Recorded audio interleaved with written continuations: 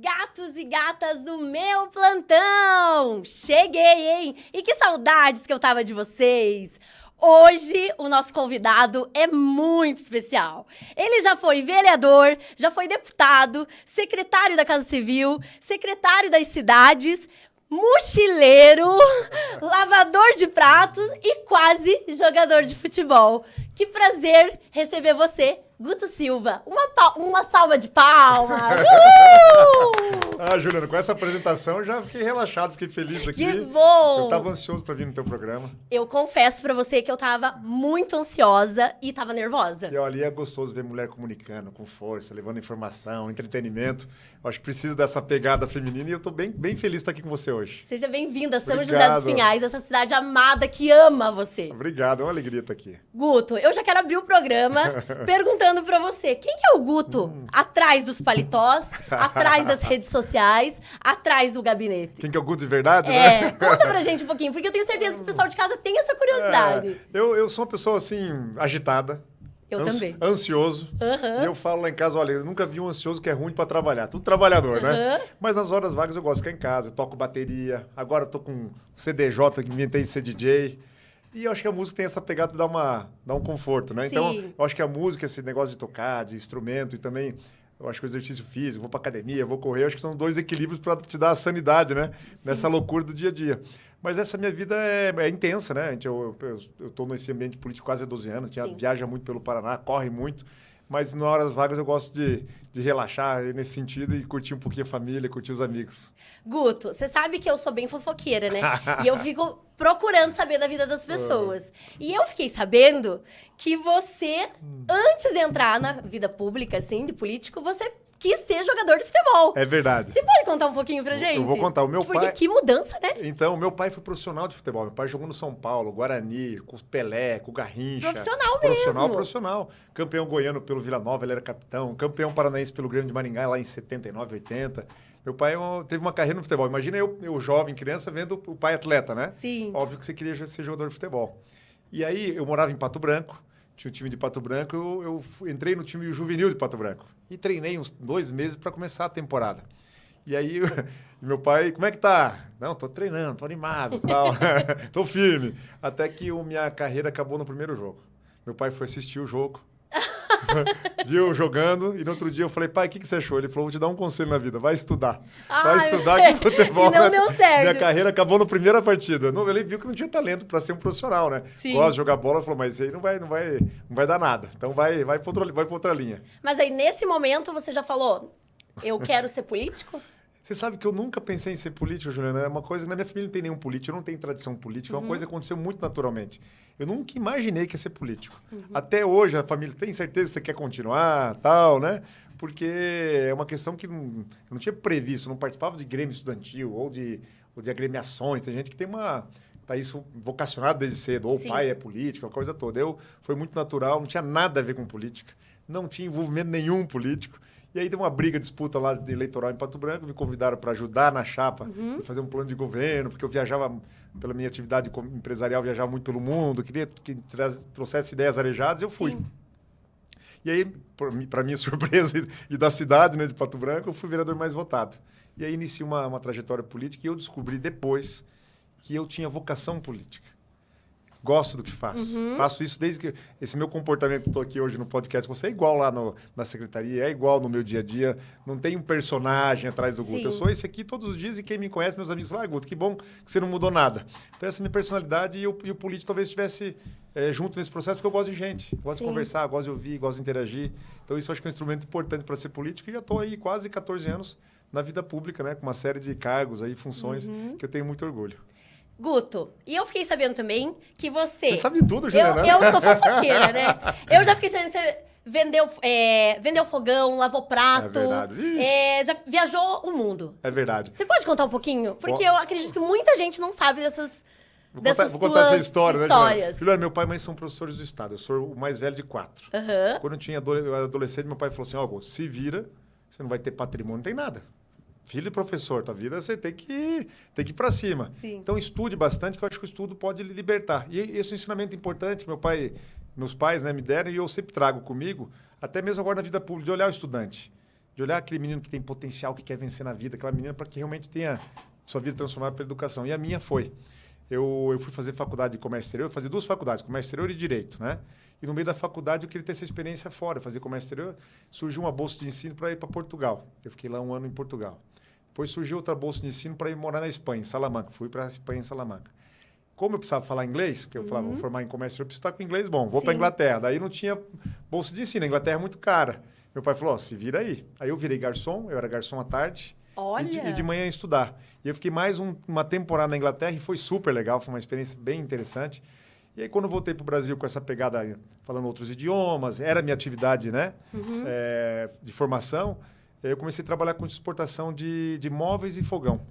E aí eu viajava o mundo, ia para a África, para o Oriente Médio, para a América Central, América do Sul, viajar e vender produtos do Brasil.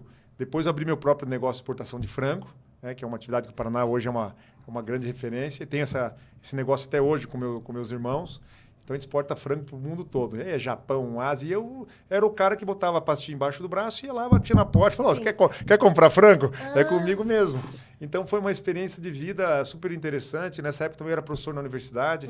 Eu fui com quase 10 anos professor de graduação, de pós-graduação.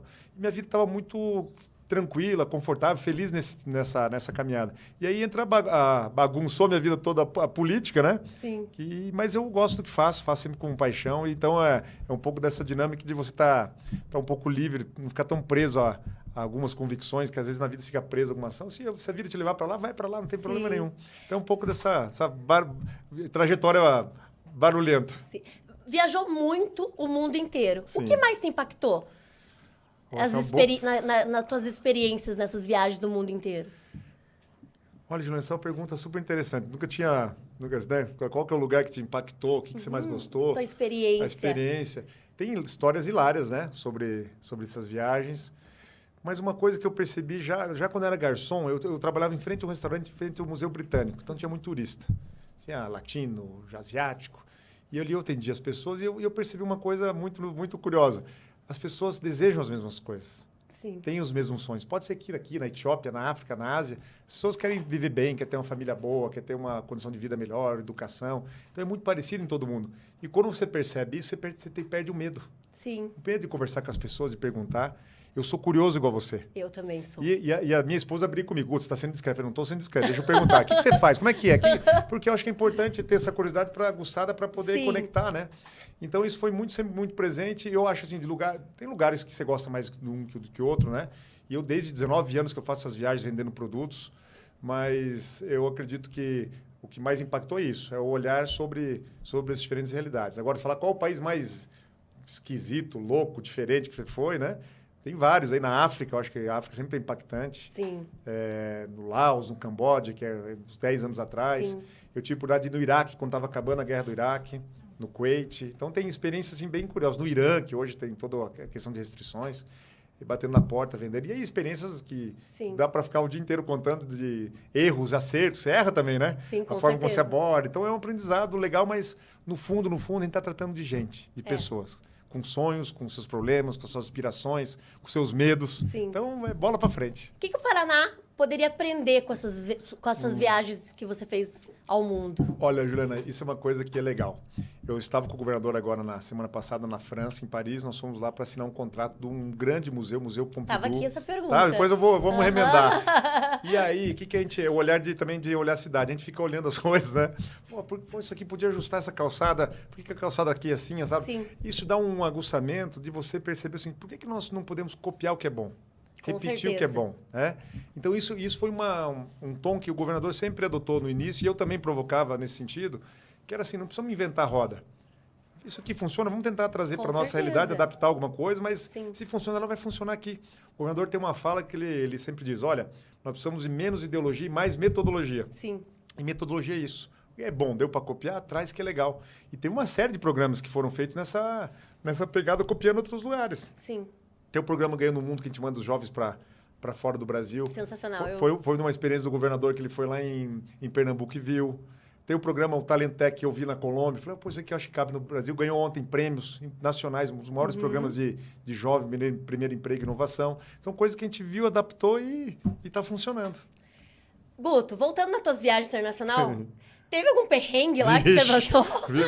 Eu tenho essa curiosidade. Teve perrengue, posso contar a fofoca? Conta. Então, eu tenho, acho que 2 perrengues, assim, mais 3, na verdade. Então conta. O primeiro, eu era muito menino, eu fui para São José, na Costa Rica, capital São José, e daí o meu cliente colocou no hotel chique, todo bonito e tal. E lá na América Central eles fumam muito charuto. Eu tinha 20 anos, 21 anos, nunca tinha fumado um charuto. Daí o cliente falou, você quer experimentar um charuto? Eu falei, não sei nem como é que fuma. Não, ele deu um charuto, hoje eu entendo o que é, um grande, né? Não, vamos tomar uma bebida, fumar um charuto e tal. Tá bom. Mas como é que faz? Não, só não traga, você não pode tragar e vai curtindo. Só que eu não sabia como é que vai, eu fui fumando charuto rápido. Mas eu tomando uma bebidinha, que lá me deu um mal-estar, tão ruim, que eu acordo no outro dia no hotel com o pessoal batendo na porta, perguntando se eu estava tudo bem, porque tinha dado um terremoto de 6 graus na escala Richter na Costa Rica. Evacuaram, soou o alarme do hotel e eu estava apagado. E você não ouviu nada. Imagina que aquele charuto de 1 metro e umas doses de uísque, quase que eu fico lá em São José da Costa Rica. E aí tem umas experiências legais também na Namíbia, na África, uma experiência uma vez que eu cheguei lá para vender móveis e fogão, e o meu cliente, é assustador falar isso, eu não conhecia, né? Foi a primeira vez que fui ver. Quando viram os barracões, ó, aqui móveis, fogão, beliche. De repente, aqui, ó, bazuca, AK-47 arma. Eu falei, mas onde que eu tô, né? É o Chicango, no meio da selva de Angola. Ele falou, não, eu financio as armas. Eu vendo pro exército, vendo pros guerrilheiros. Daí o coração não disparou. Eu falei assim, pelo amor de Deus, você assusta, né? Eu fiquei assustado, mas ao final fiz a venda e caí fora. Então são histórias assim que é do dia a dia da minha atividade. Uma vez fiquei parado, preso lá na divisa do Kuwait com o Iraque, questão da permissão para entrar. Sim. O país estava sendo reconstruído pós-guerra. Tem histórias inusitadas, mas a gente vai... Hoje é legal contar, né? Lógico. E tem as questões... E as experiências culturais também. Exato. Por exemplo... hábitos, né? Sim. Tem uma série de protocolos, como você dá um presente, você dá com a mão direita, com a esquerda, a cor do presente no Japão. Tem uma série de simbolismos, né? Na China tem coisas muito curiosas de lugares muito afastados, né? Questões que você fala, não é possível que... Literalmente, você viajou o mundo, né? Viajou o China, eu ia no interiorzinho da China. E às vezes eu tinha um cliente lá que ele tinha umas unhas grandonas desse tamanho. E ele conversava comigo, no meio da coisa ele limpava a orelha. Eu falei... Não, era uma questão cultural normal. Sim, era normal para eles, né? Mas era sofrimento do outro lado, não era fácil para poder acompanhar aquilo. Então tem uma série de histórias pitorescas assim, que a gente vai lembrando. E se você pudesse trazer um serviço público de um país de fora, qual você trazeria para o Brasil? O que eu gostaria de ver é o Brasil com uma educação melhor. Falta muito, né? O Paraná, hoje, a gente tem muito orgulho de ter a melhor educação pública do país. Mas isso porque o governador acreditou, a gente fez toda uma estratégia. E hoje o Paraná, com muito orgulho, nós temos a melhor educação pública do país.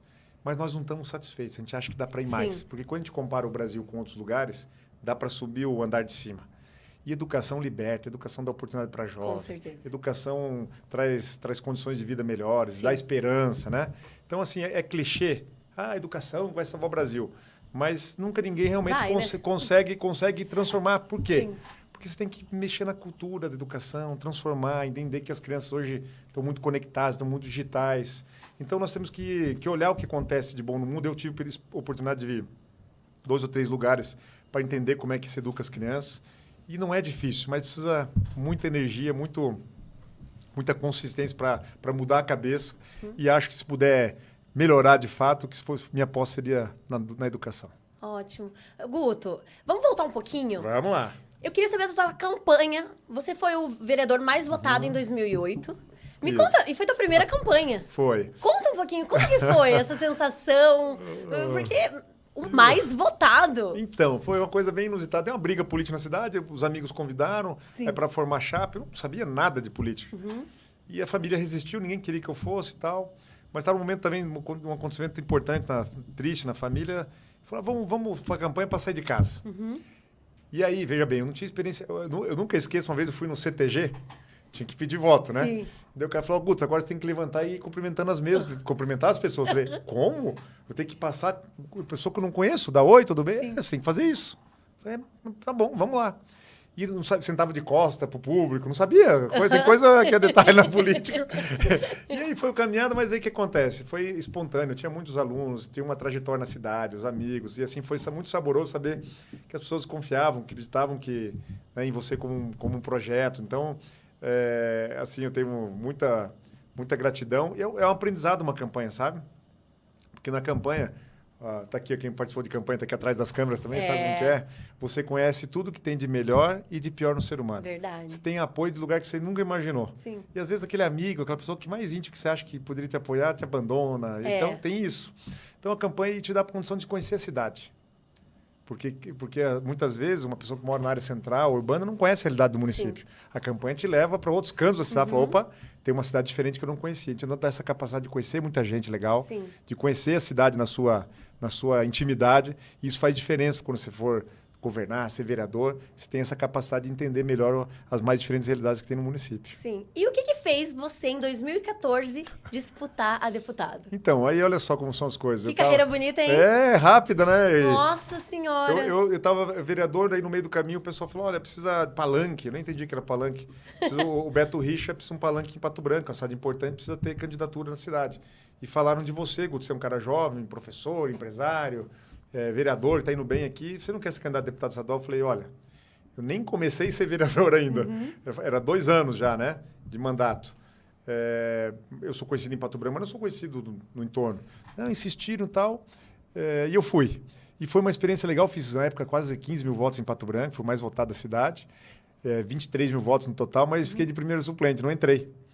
Você não entrou? Não entrei, fiquei lá de suplente, falei, nossa, que experiência e tal. Aí o pessoal insistiu para vir a Curitiba, queriam que eu iniciasse uma carreira política, mas eu tinha meu mandato de vereador para concluir. Falei, eu vou terminar o meu mandato de vereador e depois a gente vê. Sim. Concluí meu mandato e eu recebi um convite para ser subchefe da Casa Civil, que é uma parte, a Casa Civil que faz articulação política. Me chamaram para poder atender os prefeitos do Paraná, e aí eu vim para Curitiba e depois me elejo deputado na próxima eleição e inicio essa jornada. Então foi muito acidental, não foi uma coisa programada. Foi acontecendo e eu fui caminhando. Eu acredito muito nisso, sabe, Juliana? Sim. A gente planeja, organiza, mas tem coisa que é importante planejar, né?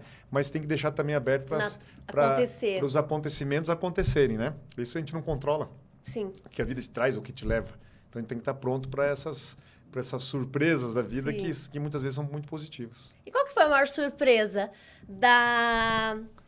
que você teve quando você chegou na Assembleia Legislativa?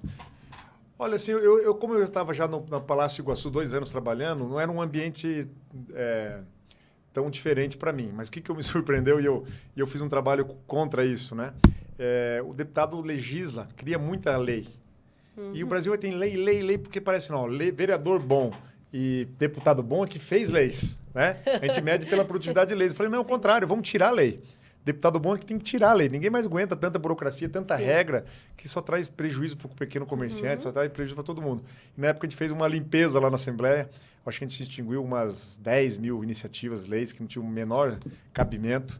Então, isso que foi, eu acho que a minha grande contribuição. Falou, ó, vamos parar de encher o saco do povo, parar de atrapalhar, querendo todo mundo fazer lei. Vamos enxugar isso aqui de uma loja que a gente possa reduzir o número de leis e ter produtividade em outras ações. Então, essa que eu acreditava e essa foi a minha surpresa. Não sabia que tinha tanta lei no Paraná. No Brasil, então, inúmeros. E aí, cria umas leis que não tem nenhum sentido. Sim. Você só pode abrir o ketchup com a tesoura. Com a tesourinha. Só tem que pôr a mão, não sei o quê. Isso aí deixa o privado, a vida acontecer. Não é o poder legislativo que tem que controlar como é que as pessoas vivem, né? Sim. Guto, se a política tivesse um VAR, igual o futebol, o que você teria pedido para revisar? Poxa, essa pergunta é boa, hein? Ai, deixa eu pensar. Talvez, há 2 anos atrás, eu vim nesse estúdio aqui, eu estava preparando para ser candidato a senador, né? E estava muito animado, muito contente com essa possibilidade e acho que teria feito um trabalho bem, bem intenso.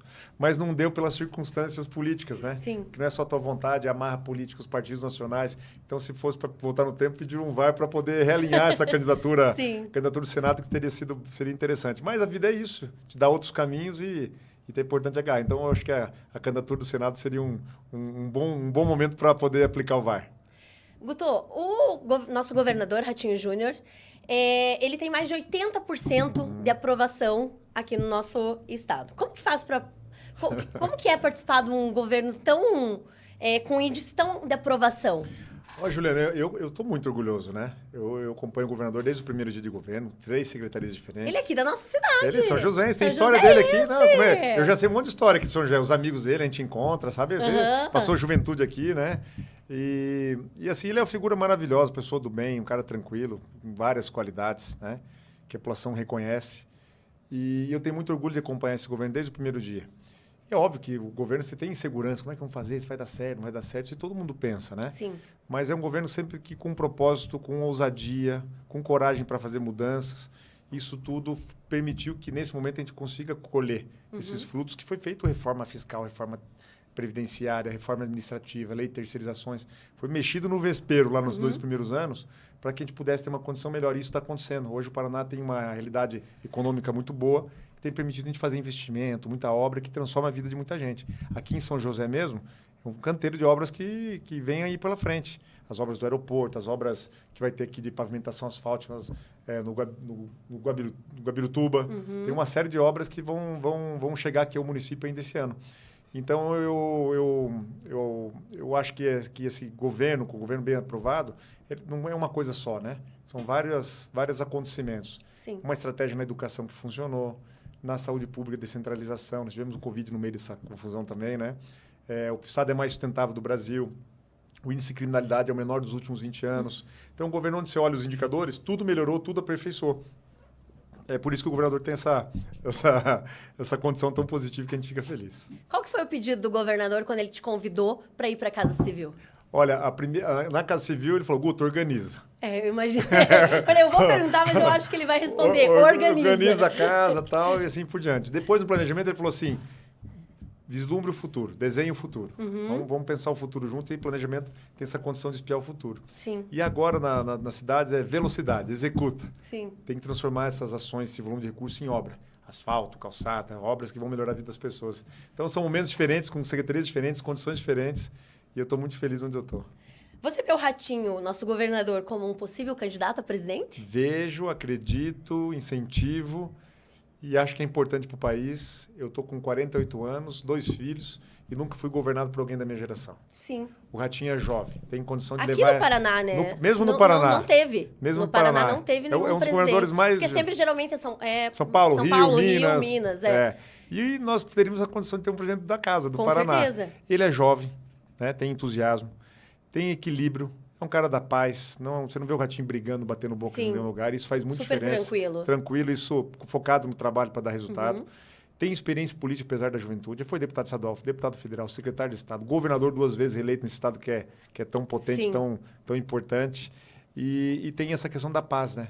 É uma pessoa da paz, do diálogo, do convívio. Então, acho que essa condição o Brasil precisa. O Brasil precisa voltar a sonhar. Sim. As pessoas estão desanimadas, estão agoniadas, olha, parece que não tem esperança, a gente indo embora para o país. Essa maravilha que é o país tão rico, tão próspero, mas ao mesmo tempo tão desigual. A gente precisa buscar uma alternativa. A gente acredita no Brasil, confia no Brasil. E o Ratinho tem essa condição. Eu vejo nele todos os atributos para um desafio de tocar o país. Conhece a política, sabe como é que funciona, sabe a vida do empreendedor, não quer encher o saco de quem quer produzir, quer gerar oportunidade para o trabalhador.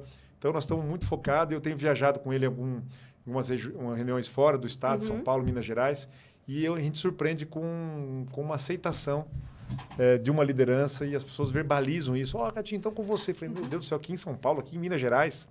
Então, o nome dele está crescendo muito e nós estamos muito entusiasmados com essa possibilidade. Muito forte também, muito forte. Eu vou, anota aí, vai ser presidente do Brasil. E agora? E vai ser nessa. Guto, Ratinho Júnior, presidente do Brasil. Guto Silva para governador? Essa pergunta você me mata, né? Eu não podia receber aqui e não te fazer essa pergunta. Oi, Juliana, veja bem. Um voto você já tem, que é o meu. Obrigado. Juliana, eu não vou negar que eu estou feliz, estou orgulhoso, me sinto, sim, lisonjeado, né, de poder ser colocado como sucessor do Ratinho Júnior, que é um governador que, além do meu amigo, mas eu confio. Sim. E confio no projeto. O governador chama muito desse método Paraná, metodologia Paraná.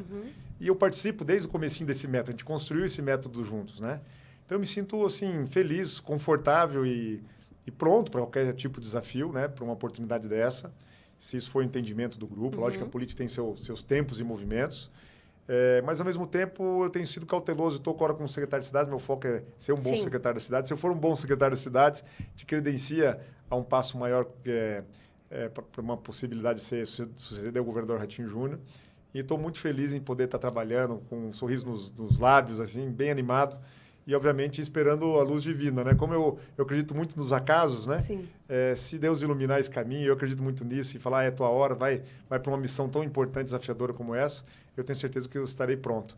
Nesses quase 7, 8 anos, eu andei o Paraná inteiro, Juliana. Eu conheço o Paraná, eu conheço a máquina pública, eu sei quais são os desafios, eu sei quais são os problemas, nós temos questões ainda para serem melhoradas. Então, a gente tem o diagnóstico, né? Um retrato Sim. de como está o Paraná e como é que a gente pode projetar ele para ainda ganhar, ter um ganho de qualidade, subir para um outro patamar. Sim. Então, eu estou muito feliz, animado e agora botando na mão de Deus, né? Para ver os caminhos e trabalhando muito pelo nosso estado. Com certeza. Guto, qual foi sua principal missão como secretário no planejamento? E agora como secretário das cidades? Olha, a missão do planejamento era ter esse olhar de futuro, né? Porque na gestão pública, Juliana, nós temos um péssimo cacuete no Brasil, que é só a próxima eleição. Próxima eleição. Próxima é quem vem depois que se exploda, né? Assim? E os países do primeiro mundo já demonstraram que é bom planejar. Os Estados Unidos já fez isso, o Japão já fez isso, a Coreia fez isso com muita qualidade, a Alemanha fez isso no pós-guerra. Que se você tiver um olhar de longo prazo, com as ações bem desenhadas, as coisas ficam mais fáceis para construir. E essa foi a missão do governador, de pensar o futuro e desenhar esse futuro. Então, foi um trabalho que eu tenho muito orgulho feito no planejamento, com os indicadores, a gente acompanha como é que estão as mais diferentes realidades.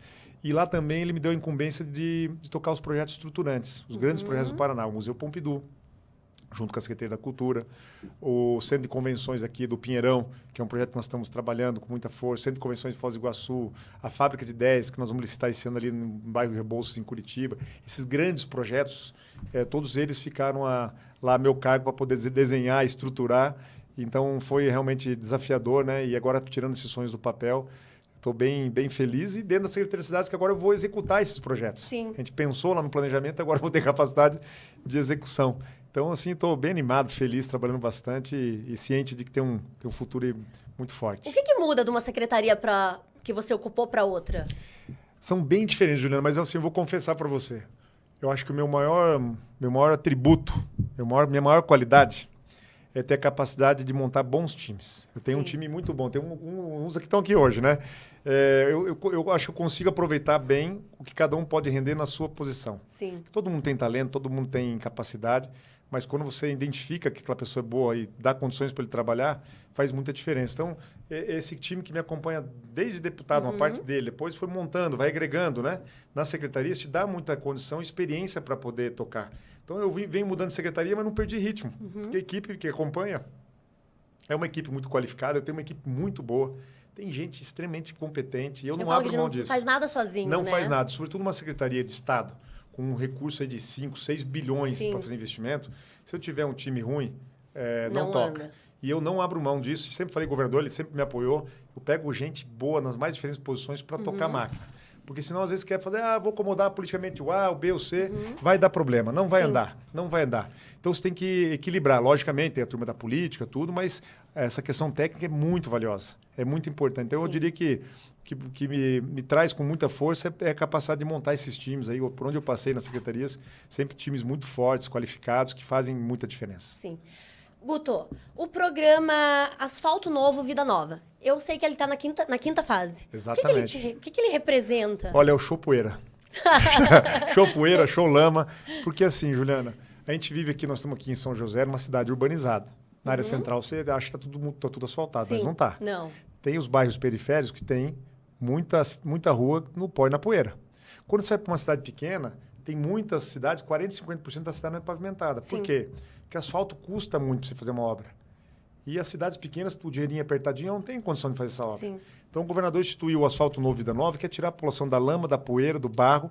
É o maior programa de urbanização da América do Sul. Sim. A gente faz o asfalto, faz as galerias para que a água não deteriorar o pavimento, faz as calçadas, né? Os passeios são importantes. Para o idoso poder caminhar, a mãe andar com o carrinho, não precisa andar na rua. E faz a iluminação de LED. Porque iluminação, no escuro é só bandido e morcego, Sim, né? verdade. Então, quando ilumina, os índices de criminalidade caem. E esse programa, a gente começou com a cidade de 5 a 10, 10 a 15, 15 a 20. Na semana passada foi de cidade de 50 mil a 100 mil habitantes. E agora, no próximo mês, de 100 mil para frente. É uma revolução que acontece. E eu sempre digo, Juliana, sabe aquela criança aqui num bairro, que muitas vezes um dia de chuva, tá chovendo a semana, a mãe amarra um pacotinho do mercado, no tênisinho, para não sujar o tênis para poder ir na escola, no ônibus. A gente não quer ver isso. Isso não combina com o Paraná. Isso não combina com São José, com a cidade, não combina com a gente. Então, a gente quer mudar essa realidade. E esse programa, além de você poder tirar as pessoas do barro, da poeira, você traz dignidade. Passa o asfalto, o vizinho já arruma o portão, o outro já pinta a casa. Melhora a autoestima da cidade, melhora a autoestima de tudo. As pessoas ficam mais felizes. Mais felizes. Aquela dona de casa não vai ter que lavar 3 vezes a mesma roupa por causa do pó. A criança com problema respiratório tem muitos relatos nesse sentido. Então, esse asfalto novo, ele melhora a questão da saúde, indicador de saúde. Ele melhora a questão da criminalidade, que está mais organizado, menos assalto, menos criminalidade. Ele melhora a autoestima, ele traz dignidade. Então, é muito legal esse programa e eu estou aí focado. Estou todo dia, fico olhando lá o meu asfalto novo, vamos botando energia na turma para a gente poder ter velocidade e entregar essas obras para a população. E a ponte de Guaratuba? Já dá para imaginar ela pronta, Guto? Olha, eu vou te contar um caos aqui, Juliana. Conta. A ponte, a gente anunciava que ia fazer a ponte. Foi muito difícil. Teve uma disputa, vamos dizer assim, um enfrentamento com o Ministério Público, com empresas que não queriam. Enfim, tem os lobbies imensos sobre o setor, mas era importante para Guaratuba, que estava desconectada, né? Guaratuba, você pegar para ir no hospital, você tem que ir lá em Paranaguá, é 1h30 para você chegar. Qual que é o senso disso? Além de uma conexão importante de turismo, importante para o Paraná. E era uma ponte que ninguém acreditava que ia sair. Teve um episódio, eu estava as pilastras da ponte já, e o pessoal falou, não sei não, acho que não vai sair. Você não está vendo a ponte nascendo do mar, né? É óbvio que vai sair. Não sei não estou acreditando muito. Então, ela vem com muita resistência, com muita dúvida, né, da possibilidade dessa ponte. E essa ponte representa muito desse governo, que foi ousado, que teve coragem, que investiu, que transformou. E eu costumo dizer que tem outras pontes no Paraná. Que eu chamo de ponte, mas não é uma ponte fisicamente. Mas, por exemplo, tem a Boiadeira, uma rodovia histórica, que fala que é uma ponte para o Mato Grosso do Sul, uma estrada correta para o Mato Grosso do Sul. Tem 280, que é uma estrada que estava arrebentada. Nós temos ela 100 e poucos quilômetros de concreto. É uma ponte para Santa Catarina, uma ponte viária. Tem obras em Guarapuava, em todos os lugares. Londrina tem a 445. Enfim, tem obras em todos os lugares do Paraná, obras grandes. Tem outras pontes no Paraná. Mas todas elas têm esse caráter de melhorar a vida das pessoas, de conectar o Paraná, de melhorar o dia a dia da população. Então, é um governo que conseguiu entregar e está muito feliz que tem muita obra em todo o estado. Falando em melhorar a qualidade de vida das pessoas, tem um programa de moradia do idoso. Pode falar pra gente um pouquinho? Olha, esse é um programa, imagina só, Juliana, você contribuiu a tua vida inteira, trabalhou a vida inteira e às vezes não teve condição de comprar a casa própria. Isso não é uma coisa, é muito comum. Né? E muitas vezes você no final da vida está aposentado, vou lá na Caixa Econômica financiar uma casa, quem sabe eu entro no sistema habitacional. Vai chegar lá, a Caixa fala, olha, o senhor tem 70 anos, a expectativa do brasileiro é de viver 84 anos, então você vai poder pagar 14 anos, não vai pagar a casa. Não posso financiar para o senhor está descartado. E acontece. Muito. E daí o governo falou, peraí, então vamos inverter. Vamos dar valor a quem contribuiu, quem ajudou a construir o Paraná, que essa pessoa que tanto ajudou está aposentada? Vamos. Então nós damos uma entrada de 70 a 80 mil reais. O Estado dá a entrada, ele financia na Caixa o restante e a parcela dele fica menor que o aluguel que ele paga. Olha! Então ele vai ter a casinha dele, pagando um valor menor do que ele paga. E ao final da vida, esse imóvel vem para a família. Se tiver filho, fica ainda como um inventário, né? Fica como herança para os filhos. Então, esse é um programa, é o primeiro programa da América do Sul nesse sentido, de casa própria para a terceira idade. Nós recebemos agora, recentemente, o prêmio de Estado, o primeiro do Brasil. O único Estado do Brasil amigo do idoso, com políticas para o idoso, que é justamente esse olhar que a gente precisa, que a população está envelhecendo. Nós estamos envelhecendo. Sim. E precisa de política pública específica para cuidar dos idosos. Com certeza. Guto, eu vi o teu projeto Olho Vivo e achei incrível. Você sabia que aqui em São José a gente tem a muralha digital? Sabia. Eu estava agora com a prefeita Nina. E você sabia que a nossa cidade, São José dos Pinhais, que eu amo, vai receber um prêmio no México? Juliana, olha só, eu estava meia hora atrás com a prefeita Nina. Hoje? Agora, antes de vir fazer o programa. Ela já esteve aqui no programa. E ela falou assim, Guto, eu tô indo agora semana que vem pro México. Pro México. Eu falei, o que você vai fazer lá, Nina? Vai tomar sol lá em Cancún? Não, eu vou ganhar um prêmio, Muralha Digital aqui de São José dos Pinhais. Sim. E você já conheceu a Muralha Digital, Guto? Aí o delegado Michel falou, Augusto, tem que conhecer a muralha. Eu não conheci. Eu conheço outros projetos, são 50 cidades que têm projetos similares, mas esse projeto que vocês fazem aqui em São José é maravilhoso e foi inspiração para o Olho Vivo. Eu ia perguntar. Foi uma das inspirações a gente fazer o Olho Vivo. Fala um pouquinho pra gente do Olho Vivo. Olha, o Olho Vivo é isso, é você fazer uma cerca digital, uma grande muralha em todo o estado do Paraná. Sim. Nós vamos colocar câmeras em todas as cidades do estado, aquelas que leem placa dos automóveis na entrada dos trevos. Sim. E nas áreas centrais, algumas câmeras com reconhecimento facial. Igual tem aqui em São que ele já processa, só tem problema com a justiça, então vai pegar. Igual aqui. E aí o que acontece, Juliana? Muitas vezes aqui São José tá fechada, tá com a muralha, mas o bandido sai daqui, ele vai ali para Contenda. Sim. Contenda não tem. Sim. Então, nós vamos agora dificultar a vida do bandido. E as pessoas falam, minha privacidade. Eu falei, meu amigo, privacidade é bom pro teu filho. Você tem problema com a justiça? Você tem problema com a polícia? Não tem. Então, deixa monitorar, que esse é um instrumento poderoso para as polícias darem uma resposta, as guardas municipais. Então, grande parte desse Olho Vivo, que é exatamente o mesmo conceito aqui de São José, ele é replicado para todo o Paraná, com uma diferença. A conexão de todas as cidades vão para o batalhão de polícia daquela região. E depois sobe aqui para um grande comando para poder as informações mais estratégicas, né? Mas isso vai ser um terror para os bandidos. Eu falo, é só o terror para a pessoa que não é do bem. Porque a pessoa que é do bem, ela vai se sentir super confortável. Eu acho muito importante, eu adorei. É muito legal, né? Porque você usa tecnologia, a polícia não vai conseguir colocar uma polícia em cada esquina. Você usa a tecnologia para monitorar. Sim. E eu vi lá em alguns setores, é curioso, ele já pega a carinha lá e fala, esse aqui está com um problema na justiça. Aciona lá a Guarda Municipal, a polícia vai rapidinho e consegue A gente teve a festa de São José aqui, São José dos Pinhais, e foi colocado ali, a Guarda Municipal colocou e estava atenta em todo mundo que estava na festa. É isso aí. E daí até brinquei um dia no programa, falei, a pessoa que tiver problema com a justiça não vai na festa não de São vai José. Na festa. Porque lá vai ser preso. E esse é o objetivo. Imagina você ter o filho na festa de São José dos Pinhais, do lado tem um cara com problema que tá na saidinha, tá com tornozeleira, tá ali no meio. Sim.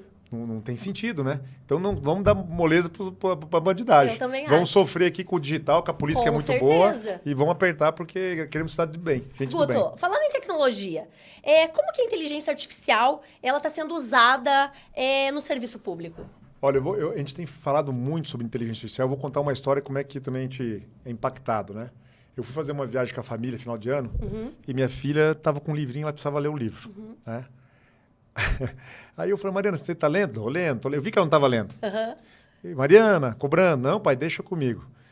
Chegou aqui no domingo, eu vi que ela, de viagem, a aula começava na segunda-feira. Mariana, e o livro? Deixa comigo. Tá bom, tá confiante, né? 13 anos, tá firme.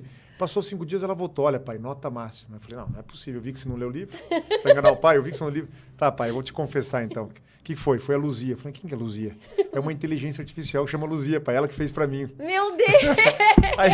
Aí eu fiquei assim, não sei se... Visionária, eu falei assim, eu não sei se eu dava bronca nela, porque ela não tinha lido, e essa foi minha abordagem. Sim. Mas outro lado foi esperta também, inteligente, foi usar visionária. mecanismo. Aí eu fiz aquele papel de pai. Não, a gente paga escola, assim, tem que organizar, você tem que se comprometer e tal. Passado 3, 4 dias, ela vem com uma carta.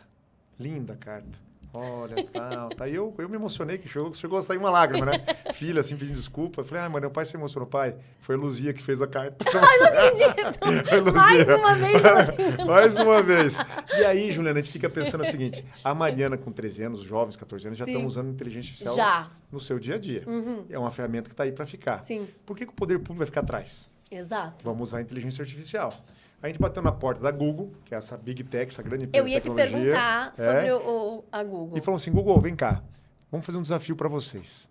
Eles vieram aqui com o governador, vamos fazer o maior programa de inteligência artificial do Brasil, talvez do mundo? Vamos. Vocês topam? Topamos. E a gente começou esse programa, que são várias aplicações, já são mais... Nós vamos chegar a 30 esse ano.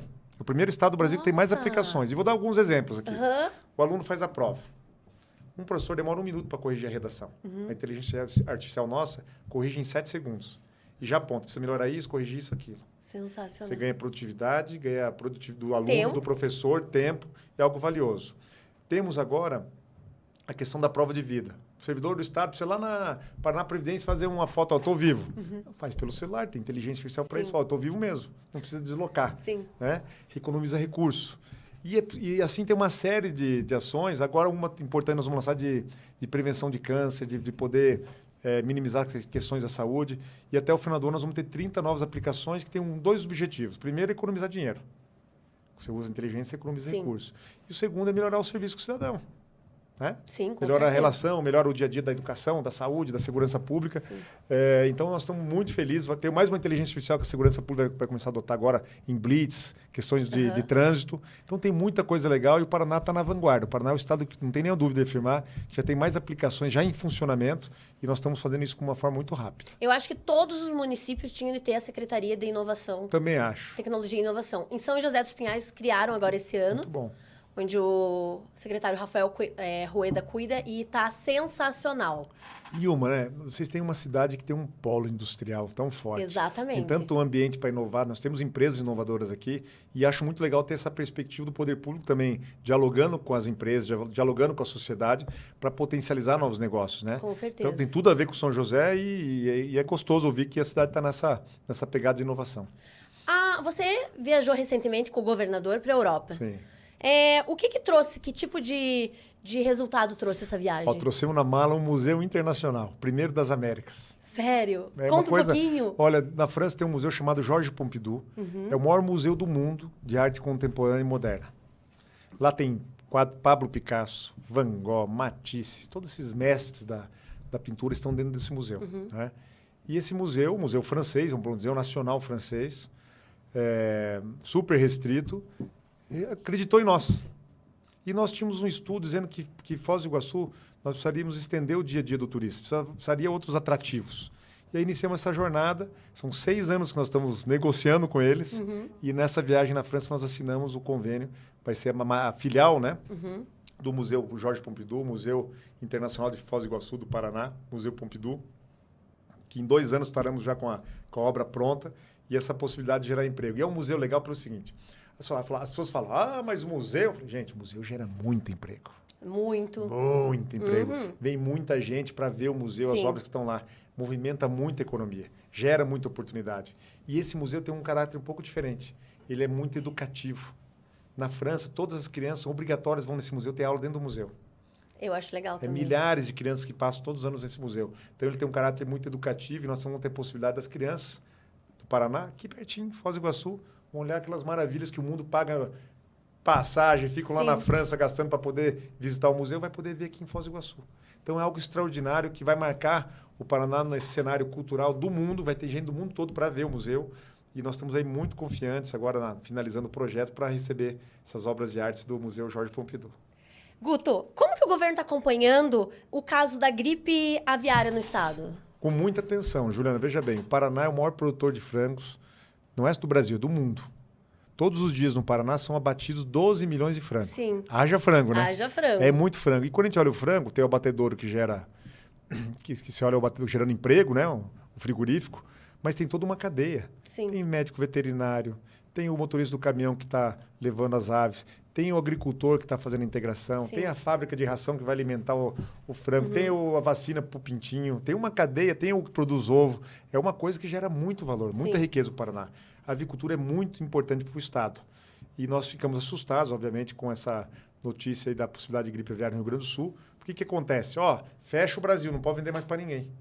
O que acontece? É uma hecatombe, é um problema econômico que vai fechar muitos negócios, nós vamos ter muito prejuízo. Sim. Então, o Estado tomou todas as medidas sanitárias, foi rápido, foi ágil, fez o que tinha que fazer. O pessoal está vigilante, tem uma equipe muito boa lá na Secretaria da Agricultura, da ADAPAR, que cuida desse assunto, porque esse é um assunto muito rico para o Paraná, é muito importante, muito sensível. Então, a economia nossa depende muito da avicultura e a gente está atento aí a todos esses novos encaminhamentos, mas graças a Deus hoje está tudo muito controlado. Se você pudesse descomplicar algum setor do governo, qual seria? Essa pergunta. Todos. Ai, todos. Todos. Você sabe que nós criamos lá no primeiro ano, lá na Casa Civil, quando eu era secretário da Casa Civil, um programa chamado Descomplica. E ele tinha como base facilitar a vida do empresário. Então, desde aquele pequeno empresário que batia na porta para abrir, às vezes tinha que ir na junta, tem que pegar licenciamento, não sei o quê. Então, a gente encurtou. O Paraná, nós éramos o 23º na lista de tempo, agilidade para abrir empresa. Hoje nós somos o primeiro. Primeiro ou segundo, tem que rever o número. Então, uma série de ações, por exemplo, para fazer um licenciamento para um aviário, eu quero fazer um aviário. Demorava 200 dias para liberar, o fiscal falou, pode fazer. Sim. Agora ele é automático. Depois, se ele fizer bobagem, ele vai ser fiscalizado. Então, esse destravamento é muito do que a gente conseguiu fazer no Paraná e tem ajudado a economia a avançar. Por isso que o Paraná caminha bem. Hoje, Juliana, a gente saiu os dados do Banco Central. Nesse primeiro trimestre, o Paraná cresceu 8%. O Brasil cresceu na 2,3. Nossa, sensacional. A diferença é imensa. Nós somos Sim. um estado que mais cresceu a atividade econômica do Brasil. Por quê? Uma série de iniciativas da ação de empresas, mas esse destravamento. O governador Ratinho tem dito isso. O Brasil precisa destravar. Sim. É muita burocracia. Então, tudo que foi para descomplicar o dia do cidadão, tudo que foi para tirar a burocracia é importante. Não dá para você ficar com a pastinha. Vou lá no órgão tal. Agora pega o carimbo no outro órgão. Agora vai no... Isso aí mata quem quer empreender. Sim. Então, o Estado precisa ser um parceiro, precisa ser rápido, precisa ser ágil. E, às vezes, a gente fala, o não... É melhor um não rápido do que, Eu também acho. do que uma enrolação para o futuro. Então, eu posso construir um posto de combustível aqui? Não pode. Não dá. Sim. Dá ou não? Olha, tem que ver, tem que fazer projetos, isso vai alongando, isso deteriora a economia. Sim. Então, o Descomplica, que é o Destrava, né?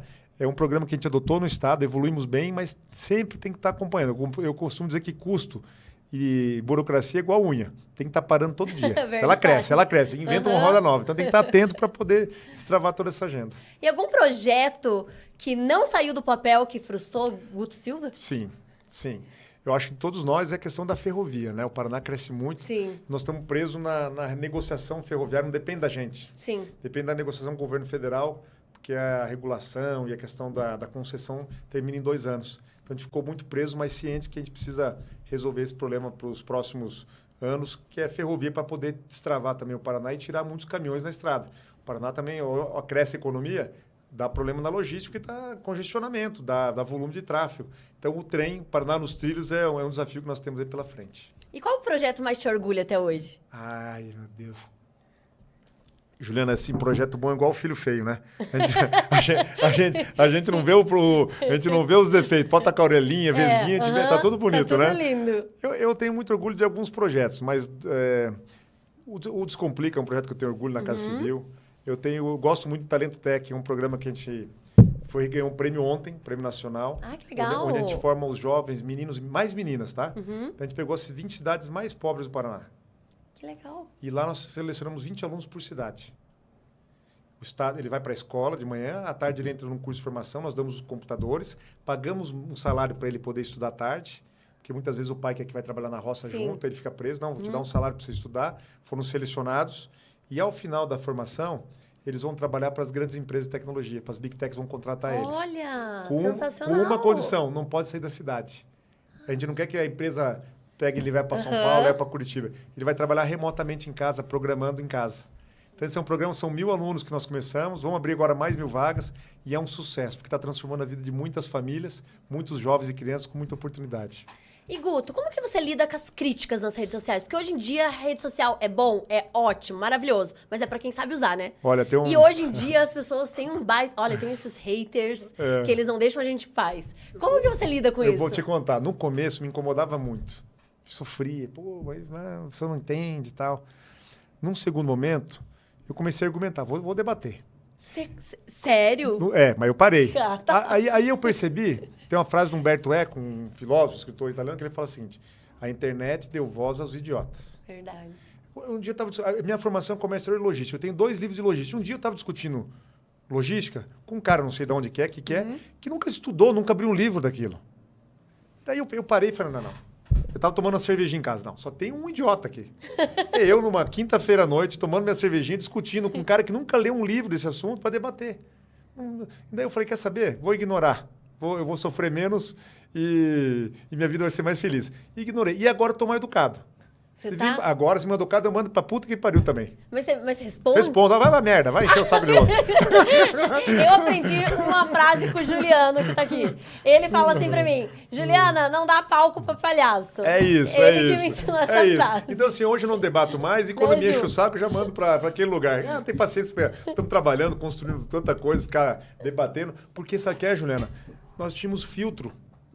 Por exemplo, eu ia lá para um barzinho com meus amigos, 8 amigos. Guto, o que você acha do assunto do ferroviário? Eu dava uma opinião, outra opinião. E um falava bobagem. O que os amigos falavam? Para de falar bobagem, para de ser bobo. Na internet não tem filtro. Não. As bobagens todas estão lá no canal e ninguém filtra. Então é isso. Não, e eles falam o que eles querem, Falam o que né? quer, exatamente. Então eu falei, eu não vou ficar discutindo uma pessoa que não quer discutir, não quer debater. Quer ficar, você é político, você não sei o quê. Não tô indo perder meu tempo com mais isso, não. Então, quando tô bem animado, eu mando para aquele lugar.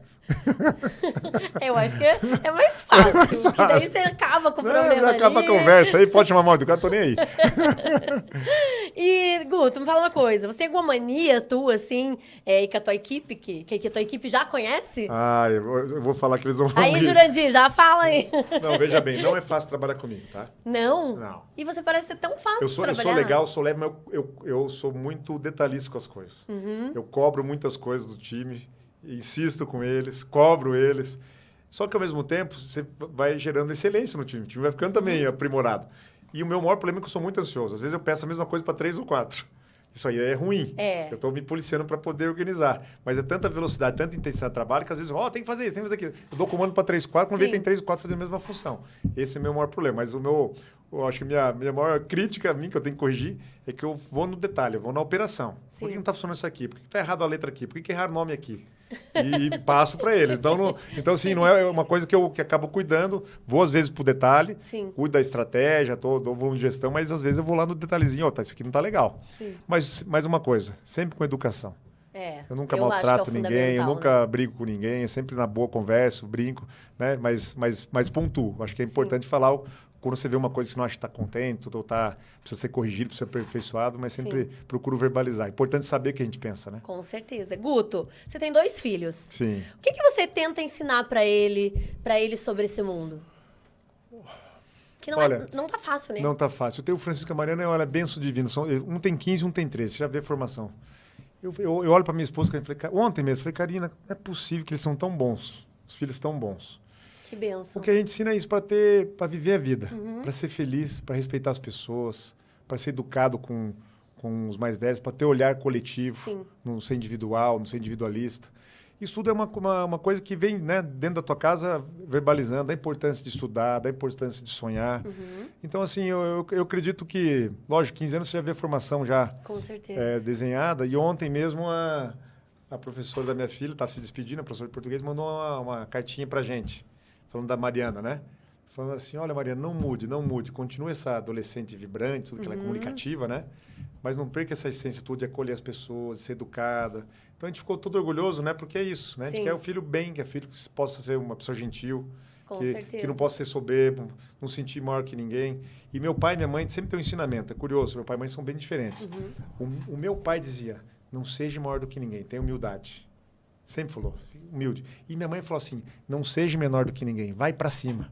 Olha. Né? Então, eu acho que esse contraste da gentileza e, ao mesmo tempo, acreditar que você pode vencer para frente, sempre foi essas duas perspectivas que eu vivia dentro de casa. Então, acho que isso forma, isso dá condições e eu procuro replicar para meus filhos também essa filosofia. Você falou da Karina, sua esposa. Qual que é o papel dela na tua vida pública? Olha, ou ela é mais discreta, ou ela... Teve momentos que ela é mais ativa, discreta, mas assim, a Karina é curioso. Eu sou de Pato Branco e a Karina também. A Karina era amiga da minha irmã. Ela é de lá também. Eu conheço ela desde que ela tem 5, 6 anos de idade. Tem foto da minha família foto de aniversário com a Karina no meio. Nossa, que legal! E ela, quando eu era adolescente, ela falava que queria namorar o Guto. Eu tinha uma namoradinha, eu era mais velho, né? Você é mais velho que ela? Sou mais velho 4 anos. E 4 anos, quando você tem 16, é muito, né? E ela falava pra mãe dela, eu acho tão legal como o Guto é com a namorada e tal. E aí, eis que a gente casa, ela é uma pessoa maravilhosa, muito inteligente, eu tenho muita admiração. E a Karina, de formação, ela é terapeuta ocupacional. Aí, quando eu vim para Curitiba, ela interrompeu a carreira na área de saúde e inicia uma trajetória de artista. Ela é artista visual. Ah, que legal! E aí ela tem exposições, ela está agora com exposição em Assunção, semana que vem. Mês passado foi em Paris e Madrid. Que incrível! E as obras dela viajam o mundo e, assim, é uma perspectiva tão diferente do meu mundo. Eu ia falar totalmente oposto. E, ao mesmo tempo, muito desafiador, porque ela é uma pessoa muito profunda, né? O artista tem um olhar diferente. Eu falei, eu tiro uma foto aqui, a foto já muda. O olhar é diferente. E acredito que esse olhar dela me enriquece muito no meu olhar sobre as pessoas, sobre a vida, sobre a natureza, né? Então, assim, eu tenho o privilégio de ter uma mulher que é compreensiva, que aguenta o rojão. Ainda mais essa vida de político corrido, que não é fácil, não tem a agenda rotina. sempre cheia. Tem rotina, Juliana. Eu vou sábado aqui, sexta aqui, domingo aqui. Então, tem que estar desprendida, né? Mas ela me aguenta já há muito tempo já. E, assim, é uma pessoa que tem admiração. Porque é gostoso, você tem que admirar com quem você convive. Com certeza. Quando você perde admiração na pessoa... Eu falo isso. O relacionamento, quando acaba a admiração, acaba tudo. Não tem mais como ficar. E os dois precisam estar evoluindo, né? Exatamente. Não pode abrir a boca do jacaré, um fica estável, um vai para lá, vai dar problema. Com certeza. As pessoas evoluem, né? Então, ela é uma pessoa, assim, super interessante. Eu brinco com ela, vou fazer uma confissão. Ela é muito direta. Se você perguntar para ela assim, o que você acha de um assunto polêmico tal? O político fala, não, veja bem, tal. Você não quer, às vezes, incomodar. Ela fala, tal. Eu falei, Karina, daí você não fala calma? Calma, Karina. Eu falei, minha esposa, ela fala... Você não fala assim, Karina, eu sou político. Eu sou político. E eu adoro essa convicção dela. Eu respeito assim. muito essas convicções dela. E nós não pensamos igual em tudo. Nós temos posições antagônicas. Olha, isso eu acredito. Ela falou, isso eu não... Então é bom também ter esse contraste. Não é um casal que pensa exatamente igual. E isso ela faz porque é uma mulher inteligente, estudiosa, é uma pessoa que lê muito, que pesquisa muito. Então é gostoso ter essa personalidade do teu lado. Doce, gentil, mas com muita convicção. Às vezes eu tenho até medo dela. Calma, que eu tenho medo. E qual que é o maior sonho político que ainda te move? Eu acho assim, eu queria viver num país mais justo, sabe, Juliana? Sim. Assim, é gostoso fazer política, a gente transforma, faz obra, mas corta o coração quando você vai num bairro afastado, vê criança com dificuldade, famílias com dificuldade, sabe? Isso machuca a gente. E eu acho que a gente não pode perder essa capacidade de estar indignado. Quando o político acha que está tudo normal, aí a coisa está feia. Você não pode perder a capacidade de ter sensibilidade, de olhar o outro, de compreender que as coisas precisam melhorar. Então, o meu sonho é isso, é que a gente pudesse viver numa sociedade mais igual. O país nosso é tão próximo, de tanta coisa boa, e acredito que o Brasil precisa evoluir muito. Sim. Né? No Paraná, a gente tem percebido a diferença. Está evoluindo como um todo, a gente procura também equilibrar essas ações, mas eu gostaria muito que o Brasil tivesse essa possibilidade de a gente ter um país melhor, um país mais justo. Guto Silva, estamos terminando. Eu confesso que ficou um monte de pergunta pra fazer, tá? Mas a gente volta. Já falaram assim pra mim, vamos. Mas tem turma do horário, né? Já tá no teu horário. Mas eu tenho duas perguntas que eu não posso deixar de fazer, que todo mundo que passa aqui, Jurandir, aguenta 2 minutinhos. Duas perguntas que todo mundo que passa por cá tem que responder. Tá. A primeira é, nós temos aqui em São José o Aeroporto Internacional Afonso Pena.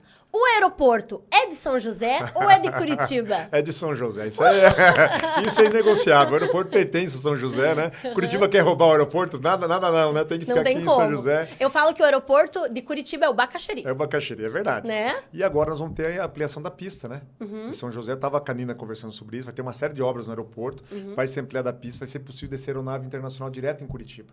Aviões dos Estados Unidos, da Europa, diretamente para a cidade. Sensacional. E isso gera emprego, gera muita oportunidade. Importante. Então o aeroporto é puro sangue de São José dos Pinhais. E agora, café com açúcar ou sem açúcar, Guto Silva? Olha, sem açúcar.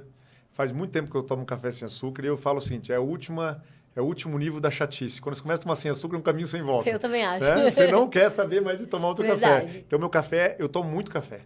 Eu também. Muito café. Agora o meu pessoal orientou, até as 3 da tarde você toma, depois dá uma seguradinha, você não vai dormir. Café, eu tô igual você no teu programa, é café sem açúcar. Sensacional. Café na veia. Guto, que honra recebê-lo aqui. Eu fiz uma lembrancinha pra você não esquecer do podcast. Obrigado. Mandei personalizar com o teu nome. Eu vou te mandar vou te marcar então no me story marca, por favor. Que legal. Guto, uma honra te receber aqui. Imagina. Eu espero de todo o coração te ver governador desse estado ainda. Obrigado, Pode ter certeza que os municípios daqui de São José têm o maior carinho e respeito e admiração por você. Obrigado. E toda vez que você precisar um espaço para falar quando você for candidato a governador, você saiba que o Café Sem Açúcar está de portas abertas para você. Obrigado, Juliana. Gratidão. Obrigado. Deus abençoe muito a tua trajetória. Obrigado. Torço muito por ti. Gostei muito de vir aqui estar com vocês. Foi bem legal. A tua espontaneidade, o teu jeito, né? Que conquista todo mundo. A gente sempre ficou todo mundo encantado aqui com a tua personalidade. Gratidão. Que você tenha continuidade nesse trabalho de levar alegria, levar informação para a população e muito café sem açúcar. Gratidão. Eu espero vocês quarta que vem, ao vivo. Não sei se vai ser ao vivo, mas quarta que vem no canal do YouTube. Tchau! Tchau.